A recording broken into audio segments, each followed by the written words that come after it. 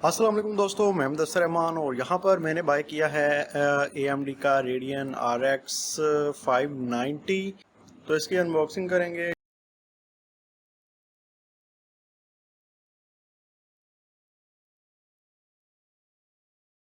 तो पैकिंग काफ़ी अच्छी की हुई है। ग्राफिक कार्ड हमारा सिक्योर ही है।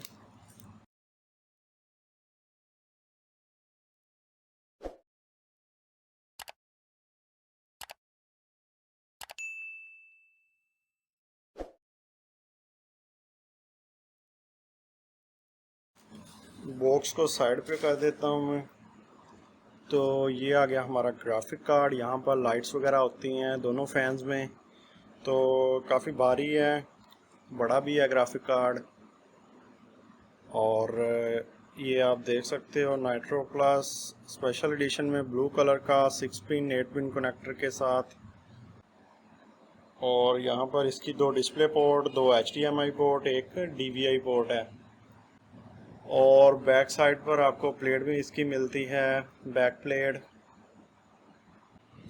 तो काफ़ी प्यारा कार्ड है, क्वालिटी भी अच्छी है और 1080p गेमिंग के लिए बहुत ज़बरदस्त है। मैंने गेमिंग के लिए भी बाय किया है, उसके साथ मैंने रेंडरिंग वगैरह करनी होती है वीडियोस यूट्यूब के लिए, और फ़ोटोशॉप भी यूज़ करता हूं, तो उसमें भी मुझे काफ़ी हेल्प देगा। तो चलिए मैं इसे इंस्टॉल कर लेता हूं। तो यहाँ पर 6 पिन जो है वो नहीं है मेरी सप्लाई में। 6 पिन है, वो 6 to 8 पिन, 8 पिन के थ्रू भी आप यूज़ कर सकते हो अकेला, अगर इसे यूज़ करना है। तो चलिए इसे पीसी में इंस्टॉल करते हैं। और पीसी जो है मेरे पास Core i5 थर्ड जनरेशन है, 12 GB रैम, इंटेल का मदरबोर्ड है। तो यहाँ पर मेरे पास ऑलरेडी ये कार्ड लगा हुआ है। ये वैसे डिस्प्ले के लिए मैंने लगाया था, R5 240 है ये, 2000 में बाय किया था मैंने।